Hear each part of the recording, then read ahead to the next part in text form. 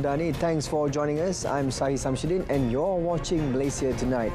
In our top stories this evening, France recognises the full sovereignty of Malaysia.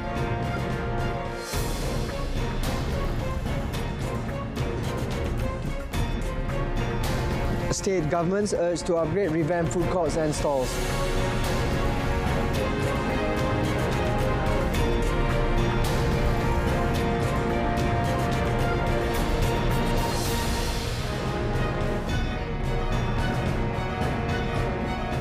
The Malaysian government has denied in full and without limitation the allegations and insinuations in a letter sent by Paul H. Cohen, the lawyer to the party, claiming to be the heir of Sultan Jamalul Kiram II, who is also known as the claimant of the Sulu Group.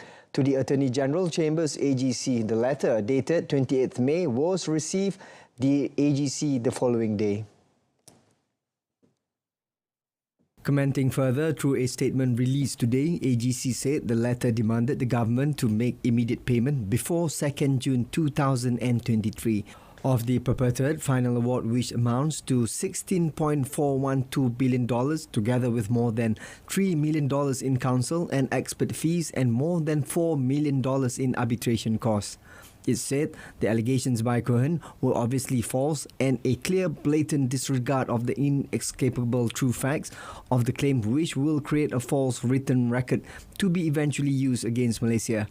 The AGC said a police report was also lodged 2 days ago against Cohen for the unfair statement and allegations to allow for the necessary investigations to be made of any possible criminal offences committed under Malaysian laws. The AGC said the Malaysian government will continue to take all necessary actions, including legal actions, to put an end to the claims and to ensure that Malaysia's interests, sovereign immunity and sovereignty are protected at all times. In a related development, France recognises the full sovereignty of Malaysia within its internationally recognised borders. This was affirmed by French Foreign Minister Catherine Colonna during a bilateral meeting with Malaysian Foreign Minister Datuk Sri Dr. Zamri Abdul Kadir during the latter's working visit to Paris. A statement released on the French ministry website also said the two ministers underlined the solid foundation of the relationship between France and Malaysia, in particular the seniority and quality of their defence industrial partnership. The two ministers expressed their support for a free, open, inclusive Indo-Pacific space, which also includes South China Sea, where international law is respected by all, and also decided to relaunch it within the framework of regular bilateral consultations. France had rolled out its Indo-Pacific strategy in 2018 to further engage with nations in Southeast Asia and the Pacific and help maintain an area that is open and inclusive, free of all forms of coercion and founded on multilateralism. The discussion also touched on the crisis in Myanmar, with both ministers expressing their deep concern about the political and humanitarian situation in the country following the coup and their commitment to a return to democracy and the rule of law in that country. Prime Minister Datuk Sri Anwar Ibrahim today called on all state governments to formulate clear policies and plans to facilitate efforts to upgrade and beautify food courts and stalls in the country. The Premier said he had discussed with the Ministry of Local Government Development, KPKT, the Menteri Besar and the Chief Minister of the respective states for the relevant authorities to come up with a similar policy on the development of food courts and stalls. Dan saya nak peringatkan, ini harus berlaku di semua kota-kota di negara kita. Saya tak mahu ini hanya khas di Kuala Lumpur. Saya bincang dengan beberapa menteri besar dan ketua menteri bahawa di semua kota mesti ada dasar yang jelas. Kerajaan persekutuan. Ini bukan jabatan wilayah persekutuan Datuk Bandar. Tak. Dia mesti seluruh jentera. The Premier said this when opening the Di Anjong Selera Madani food court in Bandar Tun Razak today.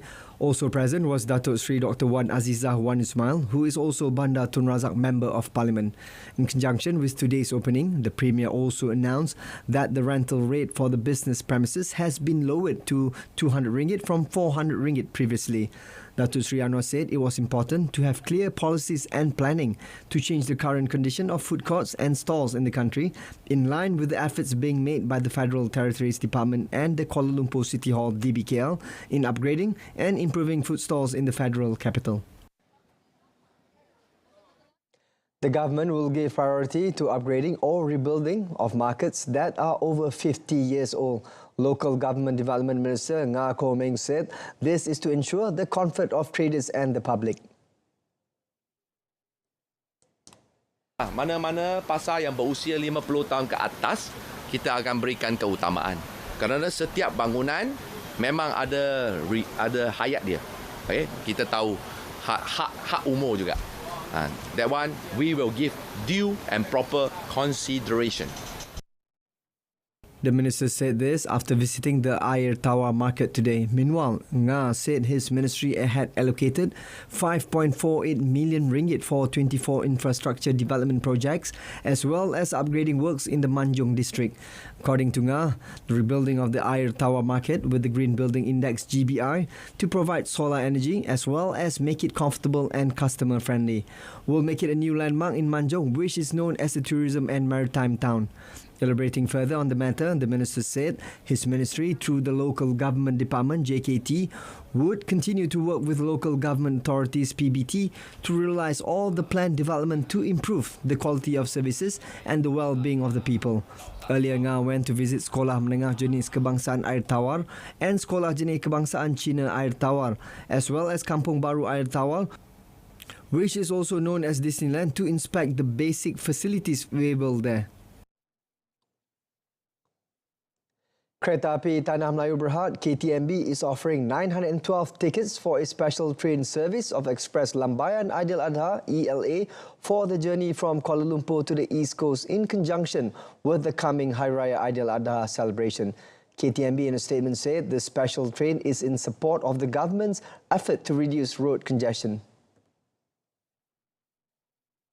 The special train schedule will start on 27th June for the KL Central Tumpat route with a departure time of 3:20 p.m. while on 1st July, the train for the Tumpat KL Central route will depart at 6 p.m. According to the statement, the special train will stop at 17 stations, namely KL Central, Bandar Tasik Selatan, Kajang, Seremban, Pulau Sebang, Gemas, Bahau, Mentakap, Cerantut, Kuala Lipis, Gua Musang, Dabung, Kuala Kerai, Tanah Merah, Pasir Mas, Wakaf Baru and Tumpat. The statement also said KTMB may also add 2 more services from KL Central to Tumpat and vice versa if there is a good and encouraging response from East Coast commuters like during the last Aidilfitri celebration. Tickets for the special ELA train will go on sale from 2 p.m. today, with prices starting from 55 ringgit to 83 ringgit for a one-way trip. KTMB also advises users to purchase tickets through the KTMB Mobile Kits application or the KTMB website.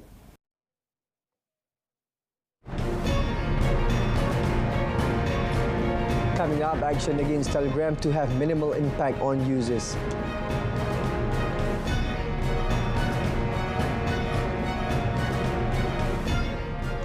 Malaysia's inflation rate is expected to remain moderate this year based on what the economic data indicates for the next few months.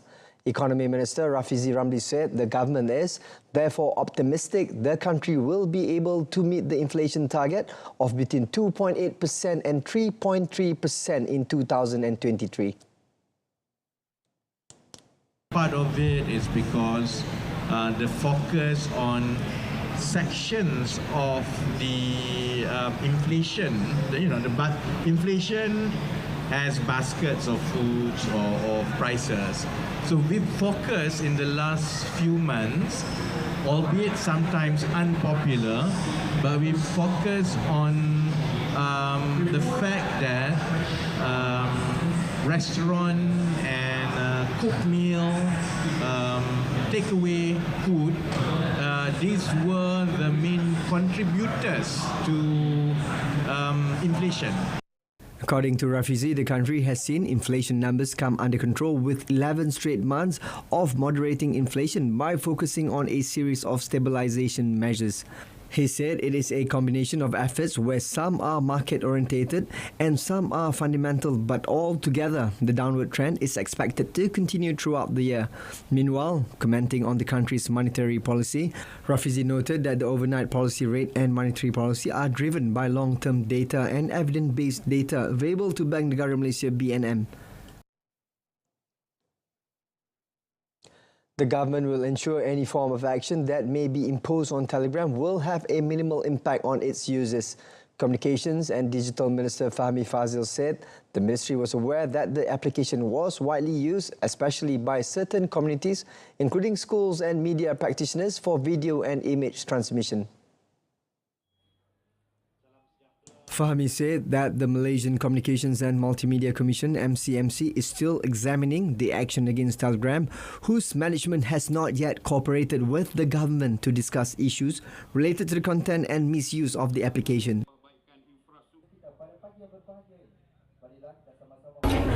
Sekiranya diputuskan kerjasama itu di pihak Telegram tidak begitu positif, maka apa-apa tindakan yang akan diambil kita akan pastikan tidak terlalu menjejaskan.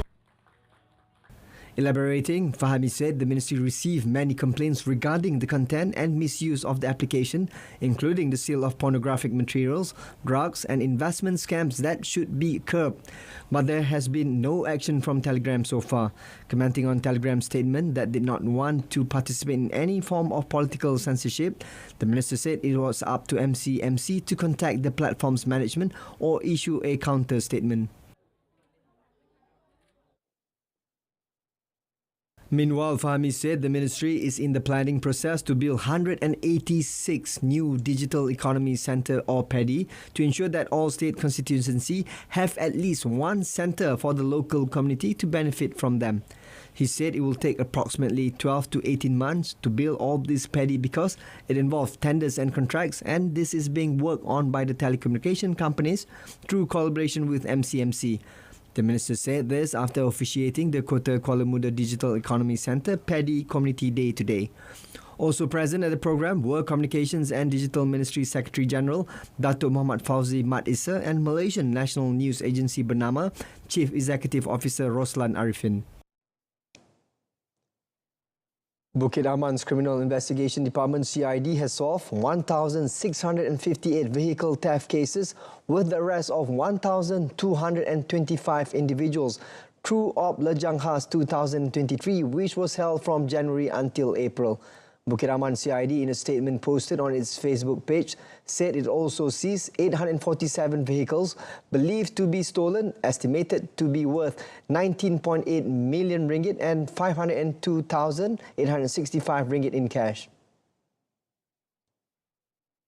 Elaborating further on the matter, Bukit Raman CID said all the individuals were arrested in 1,049 raids carried out by police nationwide.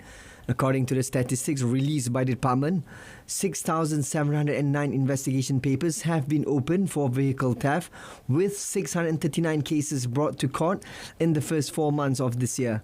In the meantime, the department also advises the public not to park vehicles in areas that do not have closed-circuit cameras and to test the effectiveness of their vehicle alarm systems.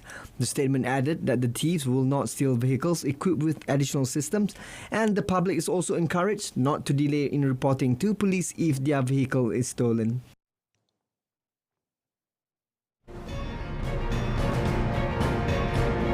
Coming up in our foreign segment, desperate search for survivors as death toll rises in India train crash.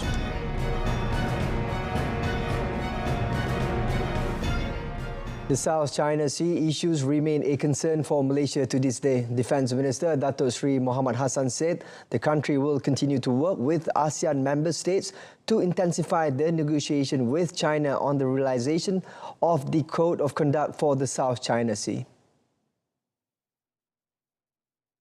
The minister said this after breakfast talk, Five Power Defence Arrangements (FPDA) hosted by his Singaporean counterpart Dr. Ng Eng Heng on the sidelines of the 20th Shangri-La Dialogue in Singapore today. He said Malaysia continues to aspire to become a trusted partner and to connect with FPDA members to ensure peace and prosperity of the region. FPDA is a series of bilateral defence relationships between Australia, Malaysia, New Zealand, Singapore and the United Kingdom. Dato Sri Muhammad said Malaysia is proposing FPDA as a pathway for greater strategic and defence cooperations in training and capacity building. He added that Malaysia will work closely with FPDA members to pursue other cooperation in strengthening the defence industry, advancing shared technology and conducting joint exercises.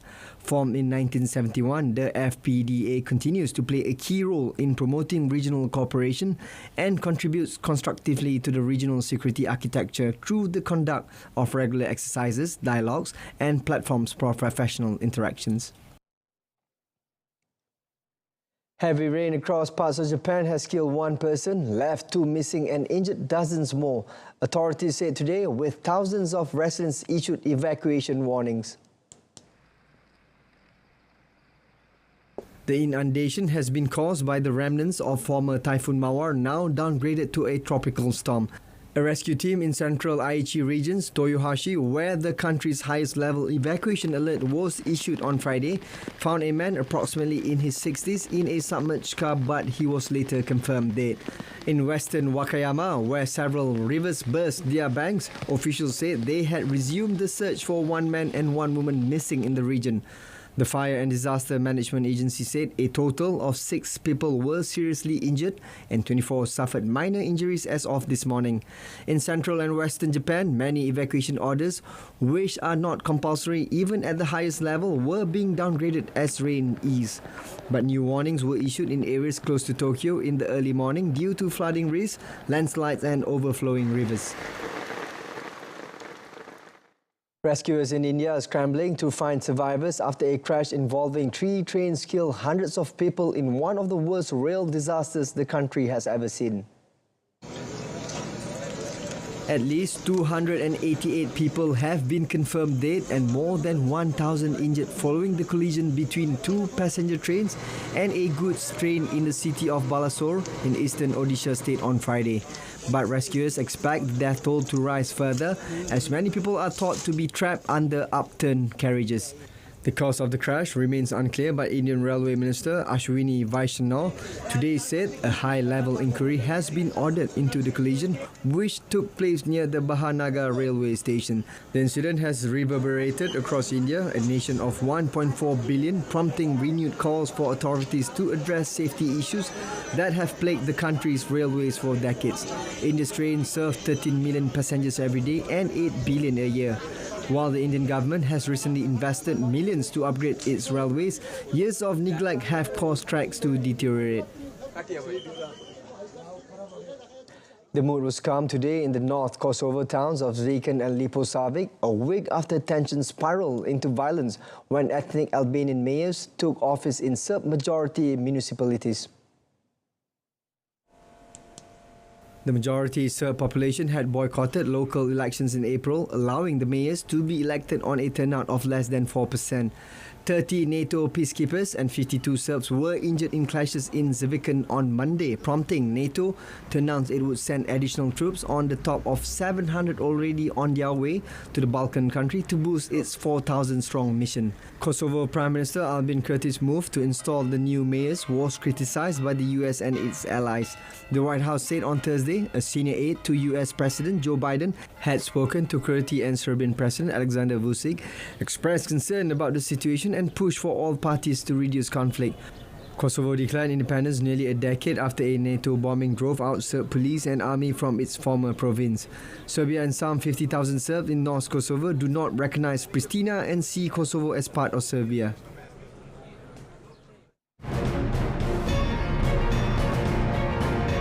Coming up in sports, Lita scores a brace for Kedah in victory over Sabah.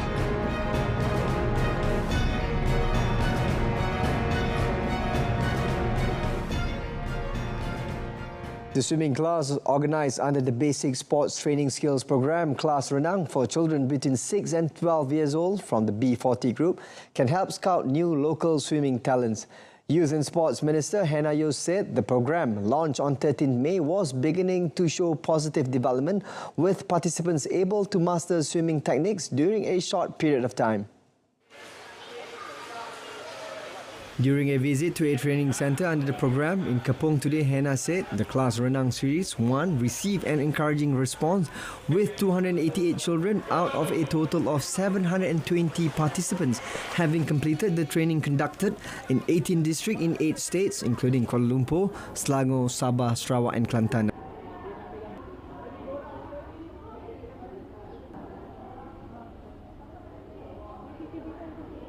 Turut melibatkan kemahiran berikut: bubbles and whole breath, floating, star float, kicking and dynamic kick with air exchange, pulling and combination pull and kick. Lebih membanggakan, terdapat beberapa peserta telah menguasai teknik berenang freestyle dan backstroke kicking dengan purata 91% penguasaan. Following the encouraging response, she said the ministry hoped to continue with the next series of the program. Hannah said the ministry is also drawing up a pilot project for class Renang to be expanded to persons with disabilities, senior citizens and children below the age of 6 years old. Wheelchair cager Muhammad Atif Zakaria could not hide his happiness, even though he only won a bronze medal in the men's 3A side basketball event at the 2023 ASEAN Para Games APG in Cambodia today. Coach Lim Ming's Leip's men trounced the home team 17-8 at the Elephant Hall 2 of the Morodok Teko Stadium. The victory was achieved by Muhammad Atif, Frede Tan, Kartik Kanapati, Muhammad Azwar Hassan Asari and Razali Chantik. The 30-year-old Muhammad Atif, who is making his third appearance at the Menial Games after the Singapore 2015 and Kuala Lumpur 2017 editions, said the success of winning the bronze was meaningful, as all of them were working and had limited time for full-time training, adding that they only started working out on 10th May. Meanwhile, Ming Lip attributed their easy win to the strategy they used against the hosts. Malaysia won 2 of their 4 group stage matches yesterday, beating Cambodia 12-6 and Indonesia 2-0 in sudden death, and losing to Thailand 12-18 and 7-8 to the Philippines to finish third and book a spot in the third-fourth playoff for bronze today. The 2023 APG will be officially open tonight. Kedah Darul Aman climbed into third spot in the 2023 Super League after beating Sabah FC 2-1 at the Darul Aman Stadium in Alustar, Kedah last night to collect 3 points. The first half saw Sabah dominate the match when Dato' Ong Kim Swee Chargers took the lead as early as the 8th minute through Gabriel Smigel's beautiful header from the Witter Perez, who connected Badrul Bakhtiar's free kick.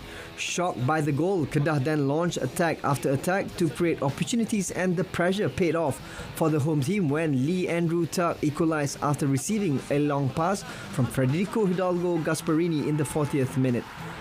In the second half, the Canaries and Rhinos lifted their respective games to hunt for goals. Nafuzi Zain's men then scored their second in the 72nd minute thanks to Lee Tak, who swiped the ball into the opponent's goal, taking advantage of a chaotic situation in the penalty box when teammate William Lera Souza headed attempt failed. Though both teams tried hard to add on to their tally, the result remained 2-1 until the final whistle. When met after the match, Kedah head coach Muhammad Nafuzi Muhammad Zain said he wants his Chargers to immediately overcome their weaknesses to ensure they remain among the top teams of the Super League until the end of the season.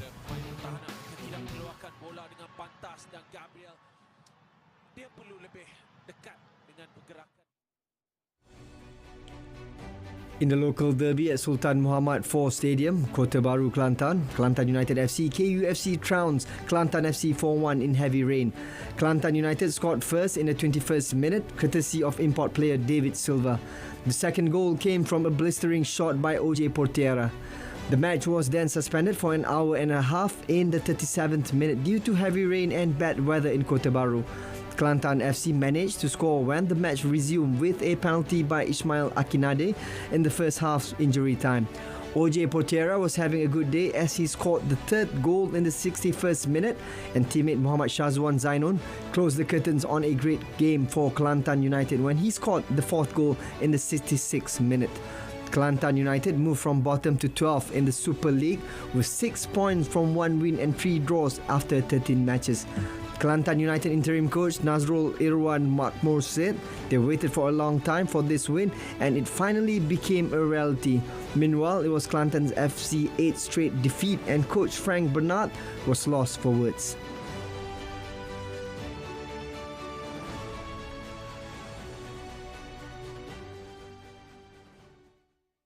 French champions Paris Saint-Germain announced that the veteran former Spain defender Sergio Ramos will join Lionel Messi in leaving the club at the end of the season.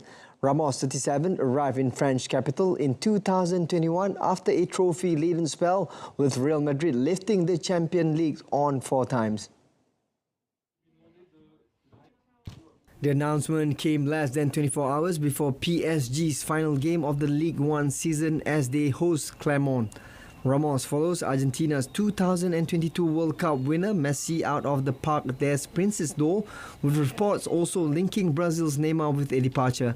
The ex-Sevilla defender won Ligue 1 twice in Paris, playing 57 games in his PSG contract will end on 30th June. 44 of those appearances came this campaign after a first season with Mauricio Pochettino in charge was plagued by injury. Ramos won the 2010 World Cup with Spain and Messi arrived in the same summer eyeing a Champions League title with PSG, but they were knocked out in the last 16 of both editions. Okay.